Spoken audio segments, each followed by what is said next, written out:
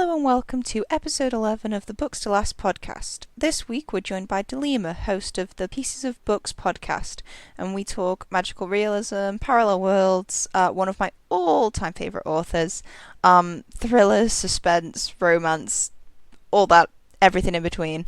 I hope you enjoy.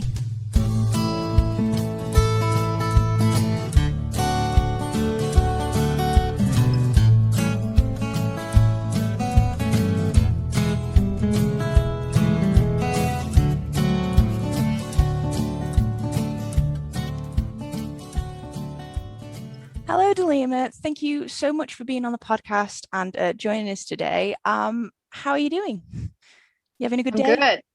Yeah, thank you for asking. Hi, Jordan. Thank you for having me. Honestly, it's my pleasure completely. I'm so looking forward to this list. Just to start us off, are you reading anything at the moment? Yes, I do actually. It's called House Moving Castle. Oh, Yeah, the book version. I was always like, I have this tendency to just watch the movie first, and then I find, oh, story's so interesting. I gotta read the book. The other way around. I may end up reading that next month because I'm joining a readathon that a friend is hosting on their YouTube channel with a bunch of other YouTubers. It's a Studio Ghibli themed Mm. readathon. So they've got like prompts for a bingo card, and then they also have them sort of aligned with movies. And I have never actually watched any of the films, even though they've been on my list of films to watch forever. So I definitely want to kind of watch them like as part of the readathon next month, and then I'm going to read some books. And I know the group book is Howl's Moving Castle for the month. So yeah, that's really cool. Are you enjoying it as much as the film? Is the film a good adaptation? I think the movie just like turned the story really alive, and but I found some like completely different, like complete opposites from the book, especially with the Howl character. He's a wizard, and in the movie he was described as this gentleman like man, kind of. He sort of just like helped people, and then he also participated in a war because the movie described this some sort of like made up continent, and they were in the middle of war, these nations. And Hal, apparently as one of the wizards in the land on the land, he was like forced to do that. He was forced to be participating in the war. But in the book, there's no war at all.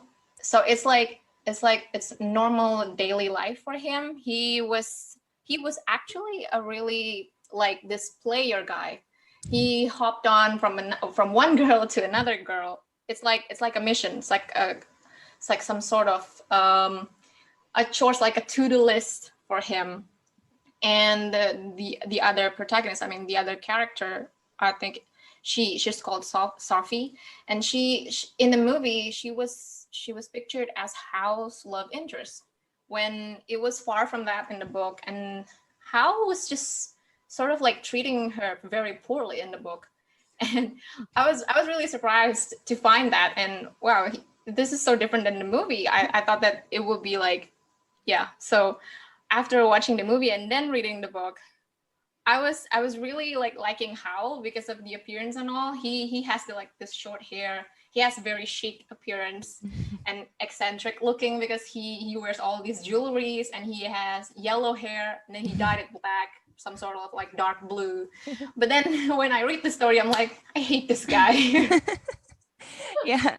Oh, that I mean, it usually it's the other way around. I end up liking them more in the books because you can see it from their perspective. But that's really cool. I just know. I mean, all of the editions I've seen of like Howl's Moving Castle just look so pretty that I feel like it would just be a very like magical book to read. So yeah, definitely one that I'm gonna have to get round to. And it sounds like you're enjoying it, which is really good. So well, maybe not as much as the film. Yeah, but movie really is really pretty. the animation and all, and they have lots of flowers and like vast green field, and then they hop on from one location to another. So Hal has this magic house. He has like a he has like a doorknob or like a spin on top of his door, and when he spin that, the house is going to transfer into some other location. It's really yeah. That sounds cool. Oh, awesome. Well, we are going to talk about some other awesome books today. I'm very, very excited. For any listeners who don't know, maybe are just joining the podcast for this episode, the Books to Last podcast challenges book lovers to pick the only 5 books they're allowed to take with them when they're cast away forever to some isolated mystery remote location. Basically just the 5 books that they can't live without and could read over and over again. As part of this, our guest gets to pick the isolated location they're going to be cast away to. Delima, I know you've thought about this. What is the location you wish to be cast away to?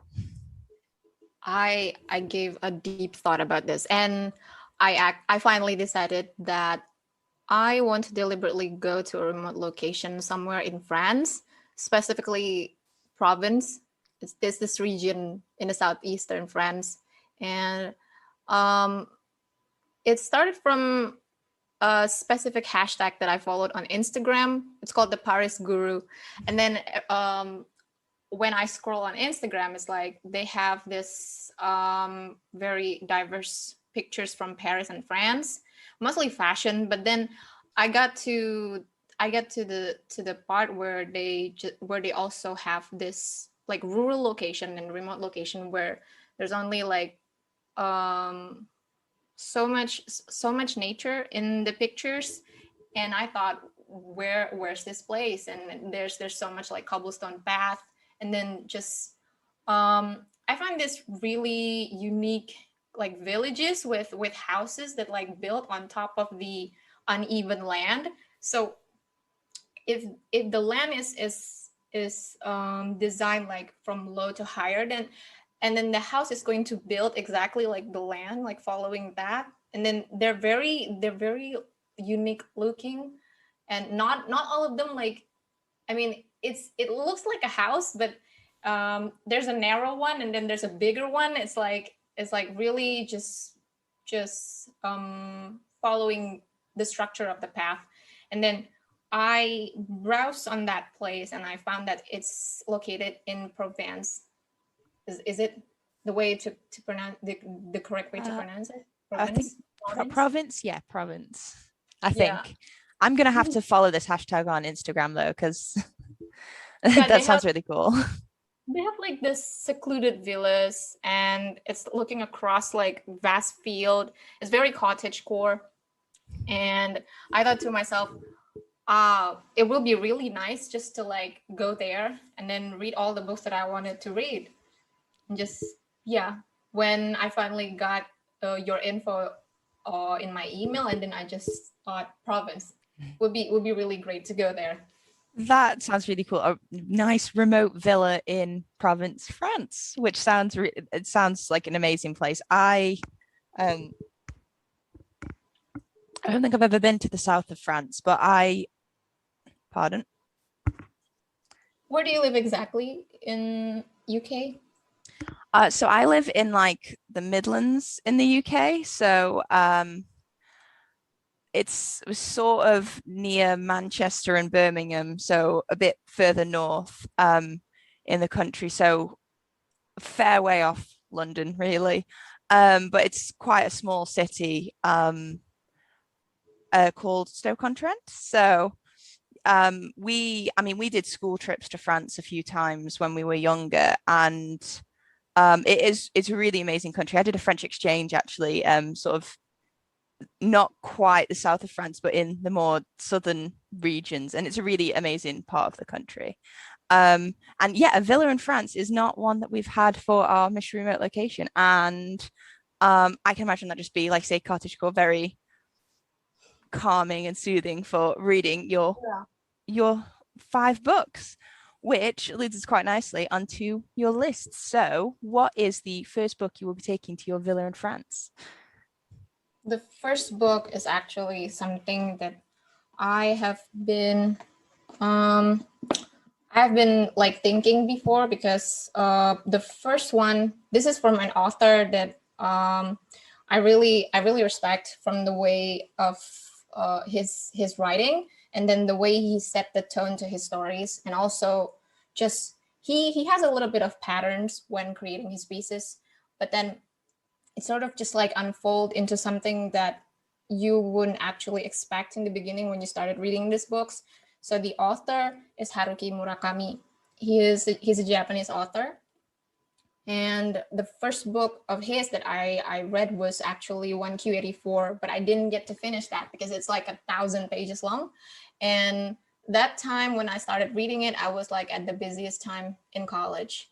So I tried to keep up. I was reaching about like 500 pages, probably like 500 less, maybe at about 490 something. And then after that, I sort of just like, I can't finish this, maybe some other time.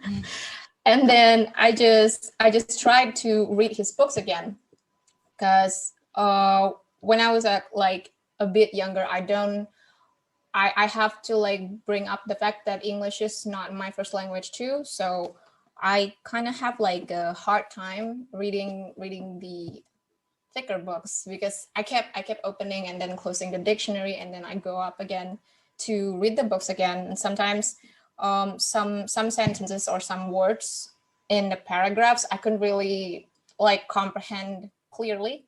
So then I started to just like, when I got better with English, and then I just thought that maybe it's time to give it a read again.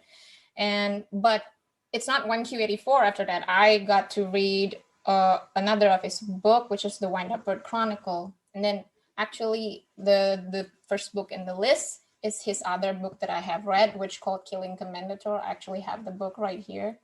So yeah, it's a book about a portrait painter, a portrait artist, a 30-something portrait artist, and he had just separated from his wife. So then, but the book more described him more as like abandoned by his wife. And after that separation, he decided to just embark on a solo trip, like across Japan. So he rented a car, and then he just drive across Japan. But then the car, because it's already like an old car, and then it actually like it finally broke down, and then he just had to go home. So then he went home to pick up his things, and then after that he had to move out somehow. Like his wife is going to remarry. His wife said to him that she is going to remarry, and then he has to move out. And then he consulted to an old friend from college, this portrait artist. So a friend from college, his name is Masahiko, and Masahiko has a father who has dementia and it's worsened. So he has to go to a retirement house. And then the thing about this is that Masahiko has a house like on top of the hill, like in the mountain neighborhood. So people actually have to go like this really complicated street, and then it just go up and away from the city. And he said to the artist, to the protagonist, he said that I wanted you to live there because I didn't really want that house to be empty. So it's like he offered the house for free, but the protagonist actually had to take care of the house. And then So it's all about so it's is it mainly about the guy dealing with his divorce with the help of this like portrait artist. Okay. It's like I'll get to the point. And it's like he is also like, I think why I picked this book is because he's also isolated like on top of the mountain. And then he started to hear like weird things up there, like a bell ringing in the middle of the night. And then he has a weird neighbor who actually like paid him a big commission, like, I want you to paint my portrait, but here's a big commission, but then I want you to do something for me too. It's like it's really weird. And from there it's like downward spiral. And then the pattern that I mentioned about with Haruki Murakami is that he always he always used like an alternate universe in his story, so that the protagonist is always starting at his real universe, and then he somehow had to transfer to other universe to solve like a problem, and it will circle back to the problems that he had in the first place, sort of like that. Oh wow, that it sounds really, really interesting. It's not an author I've heard of before, but it sounds like they're like really sort of intricate books. And I mean, having the multiverse, alternate Yeah. universe sort of element, that is, I mean, that's something that's a real skill to be able to write stuff like, because I mean, getting that sort of all straight in so in your head, like that's really, really impressive. Also, I mean, I have always wanted to read a book in a language that's not mine. It's on my list of things to do. So I just have so much, I'm so impressed by anyone who's able to do that, no matter how sort of large or small the book, because I just think yeah, it's just really, really impressive. I have got I've got an idea in mind of where I want to start with it, but I would eventually like to read books in like French because I really like Alexander Dumas, and I'd really like to read his books in his language. But bit of a side, just a little side note. But yeah, I think it sounds like a really, really interesting book. Is it? Are they quite long books? It sounds like it's Yeah, really. it's like 700 pages. Yeah, 730, 34 for exact. And it's always like his book always give me the feelings that what am I reading in the middle? And then suddenly it's just like the feeling is like you need to know what's going to end up for him, like what's going to happen to him in the end. And it's just like the only thing that pushed me to finish the book because I needed to know.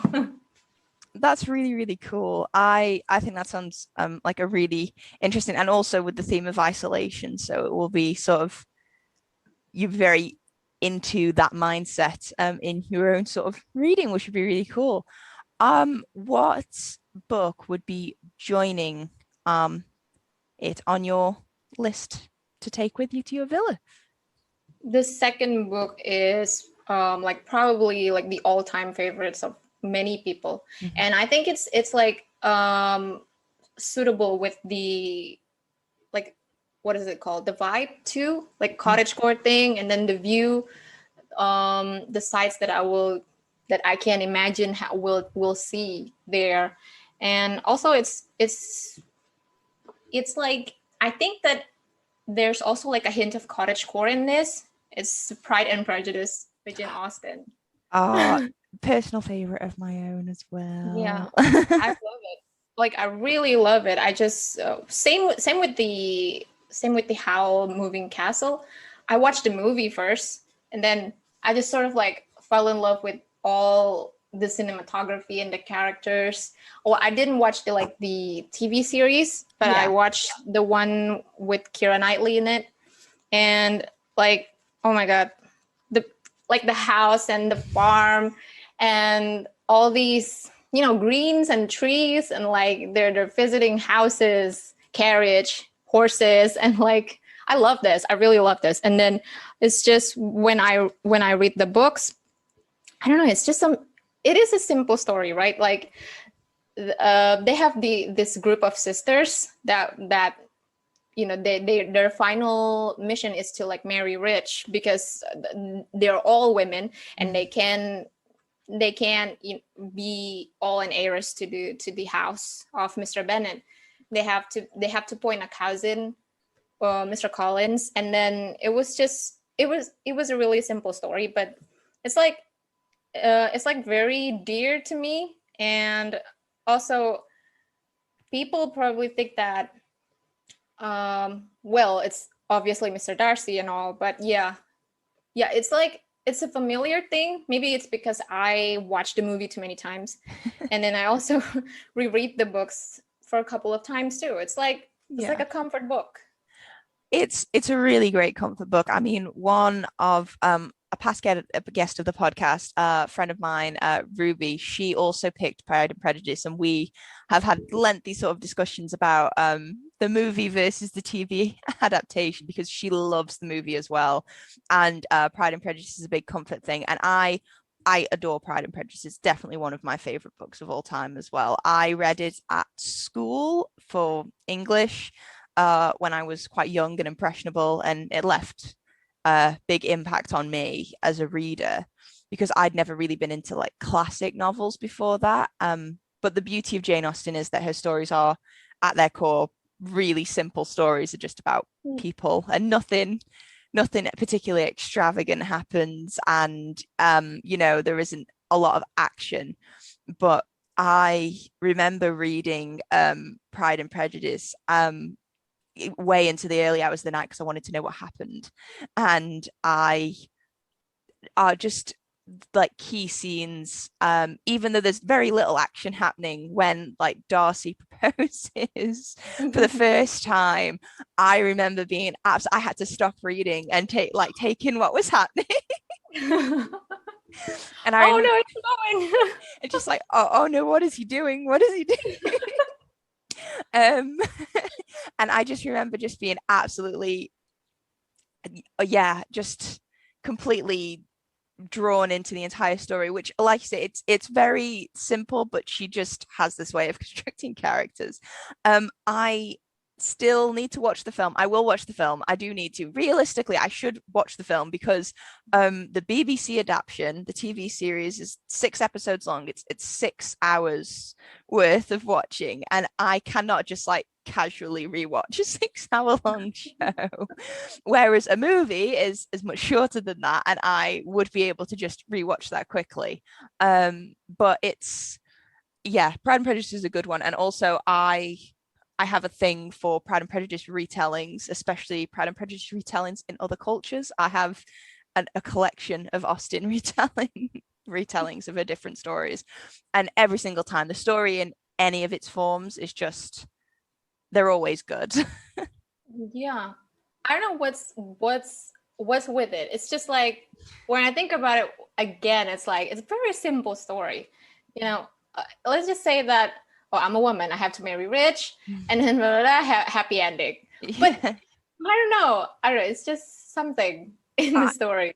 Yeah, I remember I loved Lizzie Bennet as a character. I just thought she was amazing, and I found the majority of her sisters really annoying, so I sympathized with all of her troubles. It's just, yeah, just there's a reason it's a classic, and it's a reason why it's so many people's all-time favorite.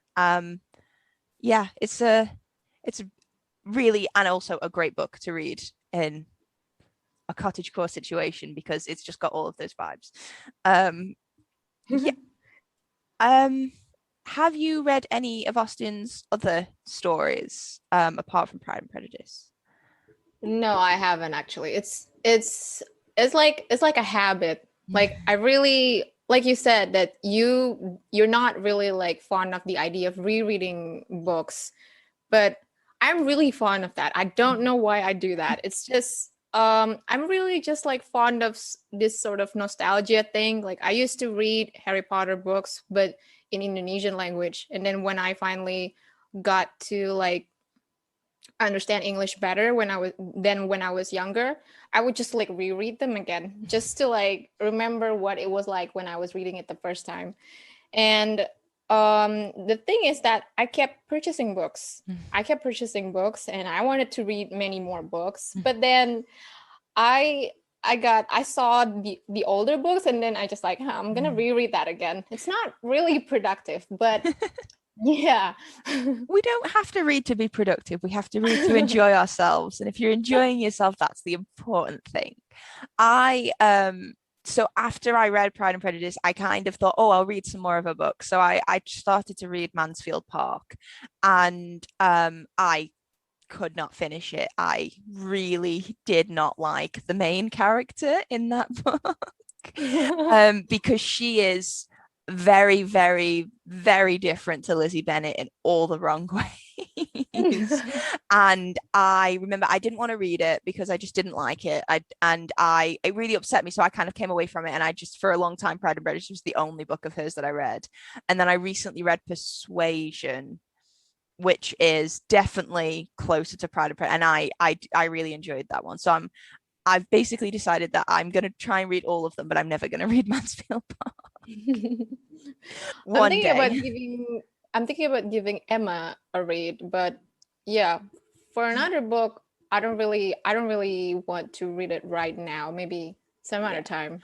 I mean, I read Emma as well, I think, between trying Mansfield Park and doing Persuasion recently. And Emma's another one that's very good. And they've also done what I've heard is very good films of it as well. So the adaptations are but like the same people who did the Pride and Prejudice TV series did another one for Emma, but then they've also released a movie, I think. The one with Anya Taylor-Joy, is it? I Isn't it? think so. Yeah, that sounds right. Yeah, so Okay. they recently done a movie for that one as well, which I want to watch, but I haven't read Emma in a while. But that's another Emma is another good one. Emma made me laugh quite a lot because it's just very different characters to Pride and Prejudice, but also equally funny. But yeah, Keep that in mind. yeah, it's maybe ones to check out. But honestly, I don't think I wish I could reread more books because there's some books that I absolutely adore and I just want to reread them. But I need to make a habit of rereading books more, I think, because you get so much more out of them the second and third time you read them because Yeah. you see things you didn't see. I mean, I reread Harry Potter when I was quite young, so I read them all the way through, and then I read them, I think, again when I was a bit older, and you see things that you didn't see the first time you got Mhm. to read them. So yeah. Um, okay, so we are on to book three. What is the third book that will be joining your little shelf in your villa? I was mentioning this earlier. It's Harry Potter and the Uh, Half-Blood Prince. It's by J.K. Rowling. wow, And Half-Blood Prince. Okay, go on. yeah, Sorry. actually I have the Indonesian edition, but then they released the house The edition, House and Edition. I just have to buy it. And then I thought, yeah, well, maybe I'm gonna reread it again. Mhm. And what I like about the Half-Blood Prince is that they essentially Harry is like more mature than any other books, and he was just sort of like um placed in this responsibility, like a huge responsibility, because he was traveling out with Dumbledore at some point in the chapters. He was traveling out to hunt Horcruxes, and then it turns out, well, everybody knows this, right? This is not a spoiler alert, right? No. The Horcrux is actually a false one, and they were sacrificing a lot of things to get the false Horcrux, and it felt like the trip was a waste, and they achieved nothing. But then I thought to myself, like, Harry was really responsible in that scene. He was put to a promise by Dumbledore that he was going to obey what he said, what he asked him to do, and he really did. And even though it's like, I know that at some point, I think I see it as that Dumbledore is one of Harry's parental figures, and then he between like obeying what he asked him to do, and it was actually what he asked him to do was actually like the opposite of being like, I don't know, respectful to him, because he was drinking poison to get the Horcrux, right? And then Yeah. Dumbledore was just like this old man, and he kept drinking this poison, and it's really heartbreaking. And then Harry is forced to just like keep him drinking that, and it is his command, but at the same time it's like, is this I think I can't really feel him like torn in that scene. Yeah. And then when he came back, and then he thought he could trust another member of the, like, the what's the organization The again? Order of the Phoenix. Yeah, the Order of Yeah. Phoenix. And Well, I then mean, he, yeah, he has mixed feelings about particular members. so he was always hating on Snape, right? But then Yeah. he started to think like every other member was like, you are blinded by hate. He's on our side, and then he witnessed it by his own eyes, even though that he Yeah. didn't understand the situation at that time. I was just like, I was really absorbed in the story, and I like I really like finished reading less than like 5 days, even though lately it's difficult for me to finish a book Yeah. in that quick. And for this book, I really just like I can stay up as late, and I'm not getting drowsy at all reading all the pages. Yeah. And I cried too at the end. Oh, definitely. Is Half-Blood, would you say Half-Blood Prince is your favorite of the series then, out of all seven books? I think so, yeah. Or is it seven? Yeah, Following it's seven. behind the Order of Phoenix. I think. Yeah. See, I mean, I've actually got some really, just hearing you talk about it is just reminding me of all the sort of good memories I have like of Half-Blood Prince, because a lot of really, I mean, it's a really sad book at the end, and it has a lot of really dark moments in it. I mean, that scene that you described in particular is very hard to sort of observe. But it also, a lot of really good things happen in that series. I mean, Mhm. Harry, again, okay, so I feel like we don't have to apologize for spoilers for literally one of the most famous franchises in the world. If you don't know any of these things happen, then I don't think you're ever going to want to find out, because it means you've not read or watched the films. But Harry and Ginny finally get together, which is Yeah. like a brief shining moment that's taken away at the very last moment. And Yeah. that was something that I'd been wanting for such a long time, because um it just seems so obvious. Well, the thing is, okay, so it seems so obvious to everyone, and then I recently spoke to someone, like I think it was like a waiter once, because somehow Harry Potter came up, and he mentioned that he didn't think that Harry and Ginny should get together, and I remember I was like, I'm sorry, what? And he actually said that he always thought that Harry should end up with Luna, um, Oh, okay. because, and his thinking was, they actually become quite close in Order of the Phoenix, and they Hmm. both have this shared bond of having like lost parents and seen death, and they have like quite, and she's kind of very relaxed and happy for all the horrible things that has happened to her, and that would be something that would be quite good for Harry to be around. And I remember this guy telling me about this theory he had, and I'm like, I still want him and Ginny to be together, but I wouldn't have hated it if he'd ended up with Luna. You've given me an alternate universe that I can live with. That's possible. I mean, yeah, they have a lot of things in common, but maybe I just think it from the angle that Harry didn't really need like all these. Maybe maybe he has that common things with Luna, but he was better off sharing it as a friend, as Yeah, friends. Like I when they. definitely think, yeah, him and Ginny were the better match. I think more than that, Harry needed a family, and he got a family with the Mhm. Weasleys, and he got to be properly part of the family and not just Molly's adopted seventh son. Yeah, definitely. But yeah, the Half-Blood Prince, I think that's quite a few people's favorite as well, because I mean, so I'm not a huge fan of Order of the Phoenix. I do understand why Harry is as grumpy as he is in that in that book.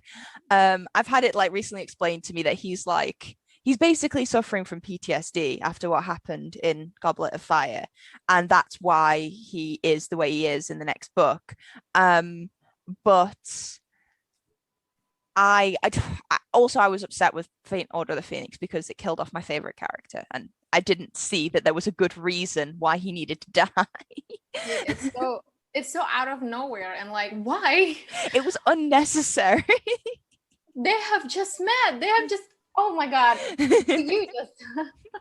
That's just too much taking it away from Harry. Like just for a couple of. And before that, Harry couldn't actually really just like met up with him that often, and it's just so heartbreaking. And then when they actually meet up finally, and then he was just gone like that. Yeah, it's really, yeah, no, that's so yeah, Half-Blood Prince is actually kind of a happy of it, because also you're learning and you're actually making progress. But I've always said my favorite from the series is probably Prisoner of Azkaban, because, and I think it's because I've got such good memories of it, because I think it's the only one that Voldemort's not in, so it's like the happy book. Prince of Azkaban is actually my favorite movie, but for the book, I think it's Order of Phoenix, and then Half-Blood Prince. Oh, I can never pick a favorite movie. I think I always have like, I mean, the first film, so, and also Goblet of Fire, but Goblet of Fire is like a Christmas film in my mind because they always put it on TV at Christmas in Yeah, England. I think yeah. because of the Yule Ball, because it feels more Christmassy than all of the others. There's a lot of snow, and then Yeah. just yeah, it's the same with the Christmas movie because I have a cable TV here, and then every time I turn on the TV when it's like nearing Christmas or like nearing New Year's Eve, it's always going to be Harry Potter. And I'm like, oh, Harry Potter, cool. Yeah. I'll watch. Well, that's another really great. I mean, do you like the Half-Blood Prince film that as an adaptation? As an adaptation,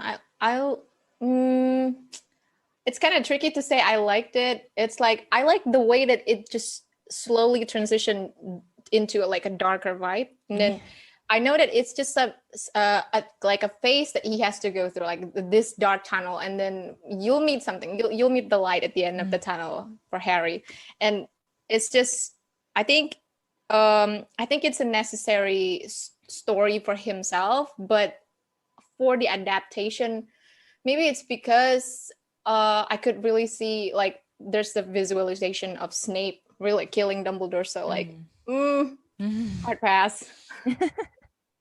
Yeah, I do. I think one of my favorite parts from sort of that entire book is Harry kind of has an "I told you so" moment. That's actually really like sad because he doesn't want to be right, but like at the end of the book, obviously for every single book in the history of Harry Potter, at some point in it, he said it's Snape. It's definitely Snape. Snape's the bad guy in this book, and every single time he's been wrong. So by the time he gets to like Half-Blood Prince and he's just been going on at Ron and Hermione saying it's definitely Snape and Draco, and they're like, you always say it's Snape and Draco, it's never been Snape and Draco. And then it actually turns out to be Snape and Draco. And I'm just like, oh no. When he was right, I was like, you guys never listened to him. He was like the two of them was just like, Harry, not again.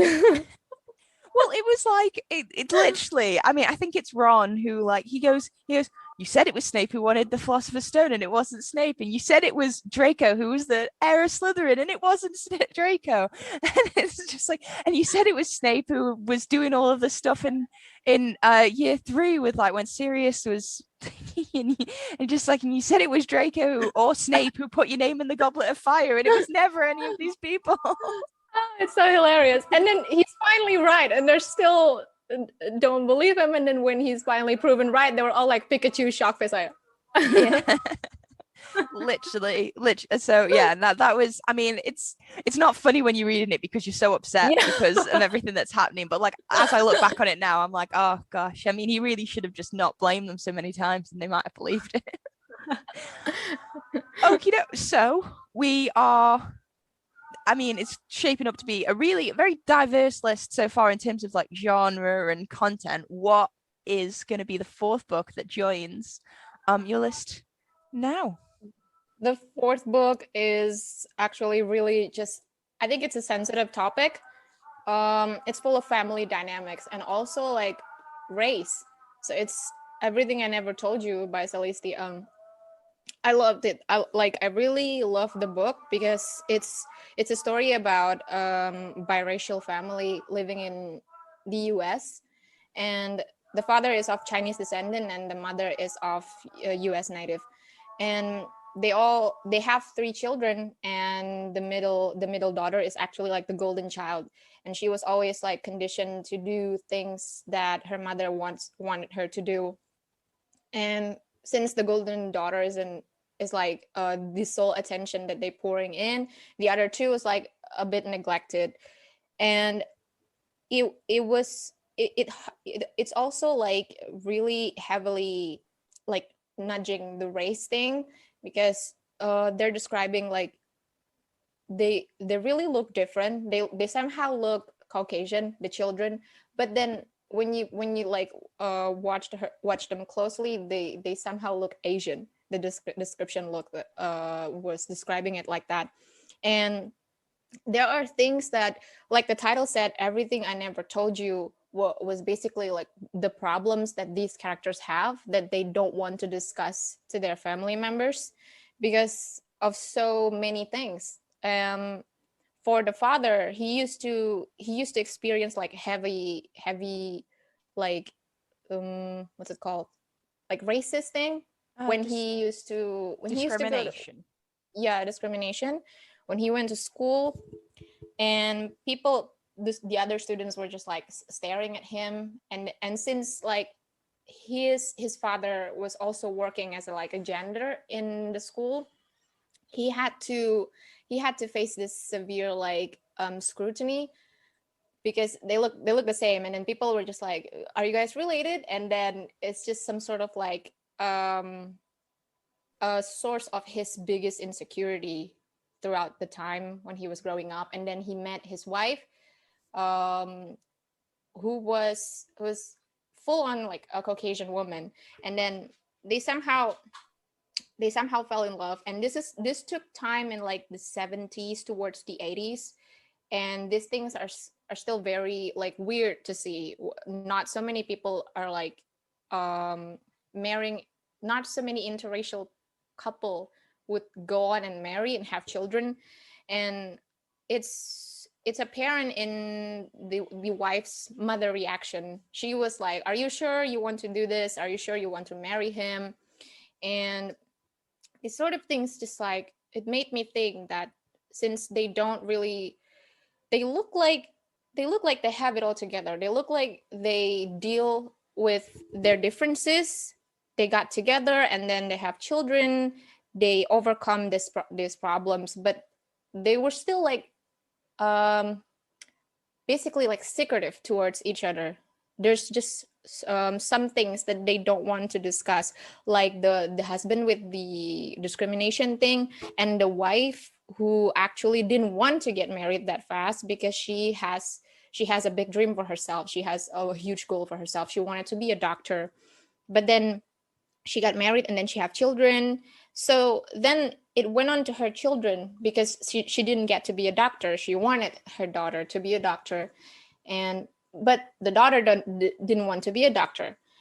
And then it's just from then on, they form this sort of like never ending circles of secrets they don't want to tell to each other, which then eventually push them into a limit that's like, I don't think I could say this because it's a spoiler alert, but there's something bad happened to the golden daughter. And then it's just from then on they just started to realize what they've done wrong all this time, and they started to evaluate their relationship with each other, and they started to just like talk and try to understand each other. Sounds like a really profound sort of novel. Is it? So it's like a contemporary fiction kind with sort of mystery and that sort of intrigue Mhm. mixed in. I always find it really interesting. Books that are about, I suppose, family dynamics are always interesting because I mean, it's one thing that I mean, you know it when you're quite young, but the older you get, the more you realize how different everybody's families are from Yeah. each other. Like no families work the same way. It was something that I know I realized quite late on actually about how like just how completely different families are from each other. And I suppose like the unraveling of secrets because parents are very rarely completely honest with their Yeah. kids or each other. Um, but it sounds like a really interesting one. And I think Celeste, I feel like um I've heard of her work before, but I can't think of what other books she might have written Have you even. heard the Little Fires Everywhere? It's hers too. Yeah, I think that's the one I'm thinking of. It's definitely a name that I'm familiar with. Um, that's, I mean, it sounds like a really amazing book. Is there a reason why it stuck out in particular against all the others? Was there something that just, is there a reason you just really, really love that particular book, or is it just one that you really want to reread and dig more into? I thought that firstly, I thought it was like a crime or like a true crime story, some kind of like a murder story or something mysterious really happened, because at the summary does talk, it's mentioned that Lydia is dead. Lydia is the name of the golden daughter. Mhm. And so it said at the back, Lydia is dead, but they don't know this yet. So I thought that when reading the summary at the back, I thought that this was going to be like a murder solving story. But then as I got deeper into reading the book, I that was really far from it. And there's also another thought that came up besides the murder solving. I thought that she had committed suicide, the Lydia, the golden daughter. But then I started reading it again. I started reading between the lines, through the chapters, and it's also quite far from that. So I think it's really tragic in a way. It's just whenever there's a character, there's a dead character in the story, it's really tragic. But it's somehow, I don't know how to say this, but it's somehow more tragic in the story because it's not a murder and it's not a suicide. It's just, and the situation revolving around her death, and also what's happening in the middle of her family, and what actually happened before she was dead. It's just building up a, the background story is just like so sad, and then when you finally realize that she was dead because of that, um it's just like so sad, so it's stuck on me. It sounds like a really powerful book. I definitely one that listeners should would probably want to check out. Um, well, I mean, that Everything I Never Told You being the fourth book, we've come to the last book in your list. The What will be the final installment in your five books to take with you to your villa? This is actually a continuation book. Um, it's very popular, the first one, Call Me by Your Name, and then the author decided to just continue the story. So it's Find Me by André Aciman.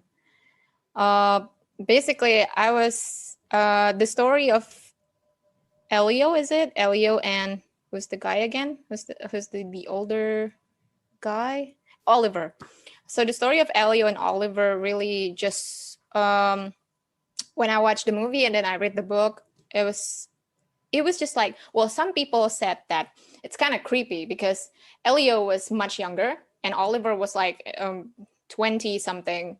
And I thought that some people argue because Elio insinuated the relationship first, so that he's basically giving consent and all. And I thought that it's a fiction. I wanted to just interpret the story from the angle of it's just fictional story. And when I finished reading Call Me by Your Name, it's the same ending with the movie too. Like Oliver got married, and then Elio was just heartbroken, and well, like so many other relationships, they moved on, and so that this story explained moving on in a different, like in a very I kind of say like elaborate way, because not only did Elio, who has already moved on, but also Elio's father, because we saw him in the movie that he was pictured having this like happy marriage life with his wife and his son.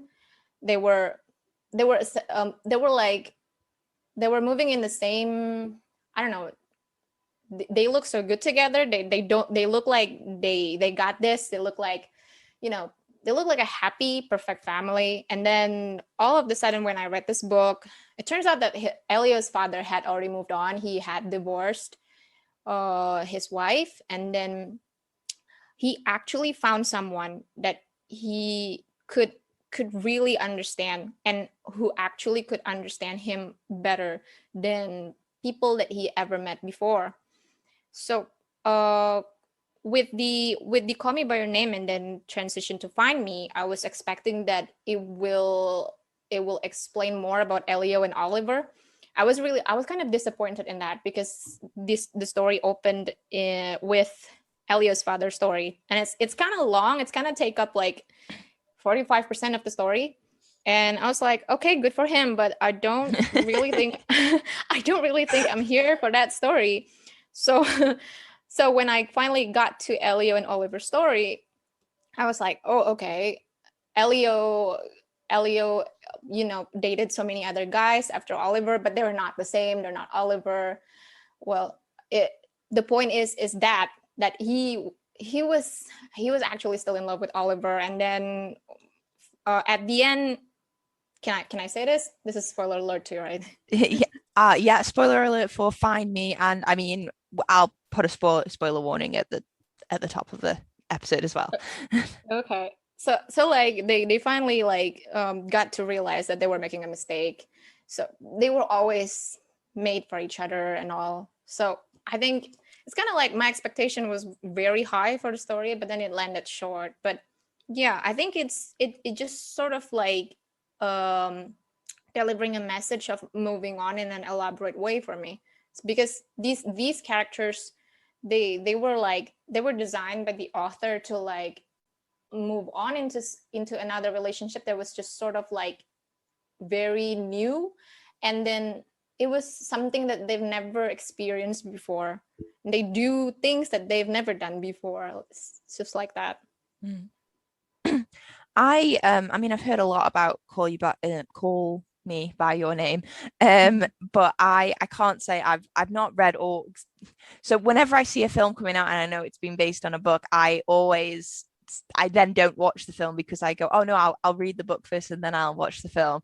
It's the same reason why I've not read To All the Boys I've Loved Before, because I really want to watch the film, but I need to read the book and all that sort of thing. But I didn't know that he'd written a sequel to it, and it's interesting subject matter, the sort of topic of moving on and how do you move on after you've had this sort of life-changing relationship with someone you thought was supposed to be it. The one, yeah, Yeah. it. But it's a really, really interesting, and I find it interesting that they also tackled like the character's father's story, because very few books kind of bother with especially like contemporary romance and that sort of thing. They don't tend to bother with like parents or older characters relationships as much, but I find like later in life romance stories where it's like it's not first love, or it's people going through marriage issues and that sort of thing. It's quite interesting because those things do exist, but I suppose they're not maybe as exciting, or they haven't got like the thrill of I suppose younger stories. But I do think there's a lot to unpack there, which is really interesting that that's in there. So I mean, what have you read the first book as well? What made you pick this one, say, over the first one? Was it the the alternate look at moving on and that sort of thing, or? Yeah, I think like from the first one, I think that it's just maybe he didn't have to like explain the story about Elio's father that long or anything, but I think that it's his way of writing to let the readers know that this is how moving on is supposed to be. And Elio was supposed to like, maybe it's became sort of example, because not everything that's like, they've been married for years, they've been married for over a decade, but then it's over, and then he moved on to another person, and it's like maybe he was sort of like trying to make a mirror out of it, because Elio and Oliver didn't meet for like quite a long time. So Elio was in his 30s, I guess, in the Find Me story, and it's just sort of like his way of trying to explain that well, this relationship, I mean, it's kind of like cynic to say this, but nothing is like meant to be forever. And what do you think about at the first time, sort of like this is it, this is going to be my last place, this is going to be my last destination, but then it turns out it's not. And it kind of sort of like translates to Elio and Oliver's story, because Oliver got married, and he was also married to his wife for over a decade, for years, and they have children together. But then at the end of the day, they both realize that they're the loves of each other. So yeah, I think it's that way of the author trying to tell the readers about that. I think well, obviously it's my interpretation, but yeah, I wanted to see it that way. I think it's one of those, it's about the journey, not the sort of destination kind of stories, isn't it? Because there's some romance, well, some love stories and romance books that are like, it's about just getting them together as quickly as possible and then seeing them together. And then for some, it's the really long journey they take to being together. But when they do eventually end up where they're supposed to end up, it's okay after that. And you don't get to see it as much. Because the author also like included so many characters before them. They met this person, and then they have fun times. They've done things like different than before, and then they've met another person. It's like that with Elio too. It's like there were a couple of guys before he realized that he was supposed to go to Oliver. It's like, yeah, but when you mention it from the journey itself, I think it's really from the journey, because it takes him like a long time, and there's also a lot of just like sidetracking, and it's like he finally realized it eventually, and they get a nice happy ending in the end. So yeah, that's what we like. We like a walk off into the sunset kind of moment, which is a really nice way to end your, like, a nice ending to end your very, very nice list. Just for the benefit of the listeners, would you mind just listing your 5 books that you've picked for the main ones, and then we can talk about any that nearly made the cut but didn't quite? Okay, so I have to like mention all the 5 books earlier. Yes. So the first book is Killing Commendatore by Haruki Murakami. The second one is Pride and Prejudice by Jane Austen. The third book that I want to bring along to a remote location is Harry Potter and the Half-Blood Prince by J.K. Rowling. The fourth is Everything I Never Told You by Celeste. And the fifth one is Find Me by André Aciman. Wonderful. Thank you very much for sharing your list with us. Now, was it a difficult list to do? Did you have a few books that you wanted to put on there, but the others just won over a bit more?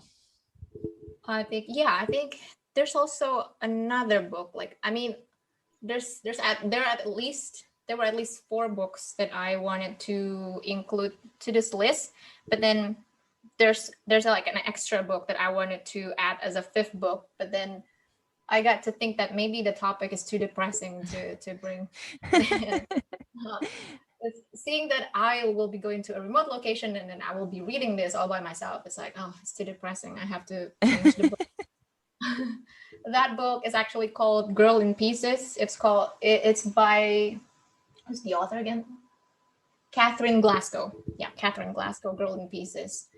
I absolutely love the book. It's about a recovery journey, and also a journey to find oneself again.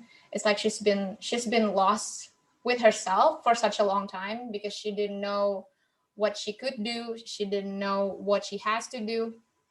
And it's also nudging the topic of mental health, mental wellness.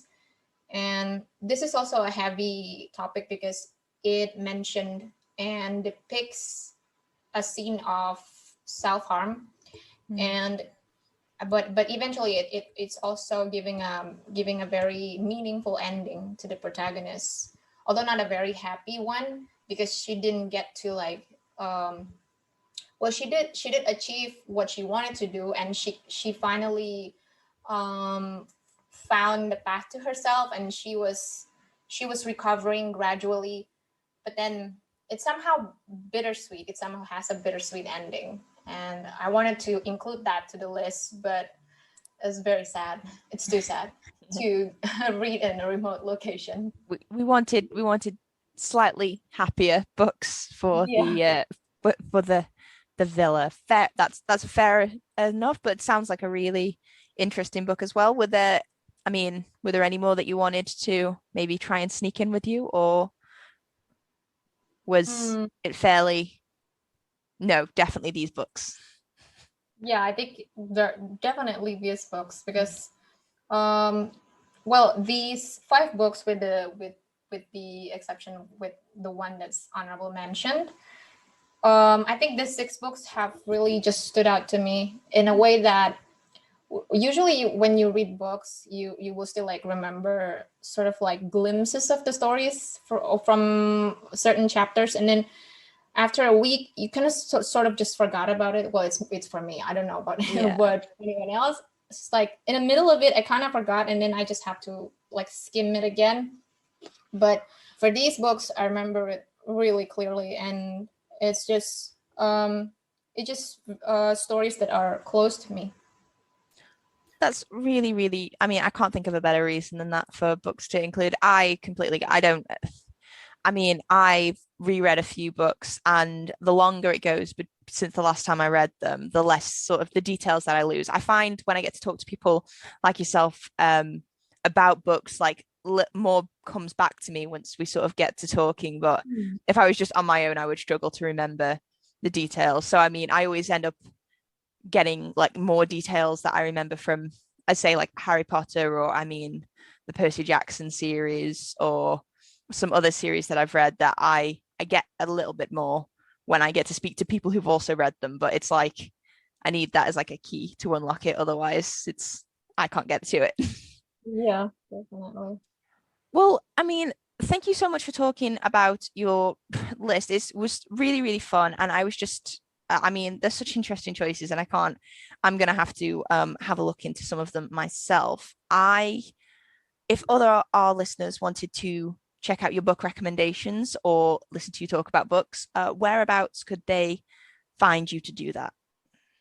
Right. I also have a podcast. It's called Pieces of Books, and you can find it on Spotify. Um, Maybe you could check out the Instagram too. It's Pieces of Books. So it's like pieces of books, but then the C is replaced with V because I didn't get the username. So I replaced the C with the V. So it's Yeah. Pieces of Books. Okay. And it's a wonderful podcast. I've listened to it myself, and I highly recommend all of our listeners go check it Thank out. you. If anybody listening wanted to find the podcast in other places, we obviously are everywhere. Well, most of the places where podcasts are found.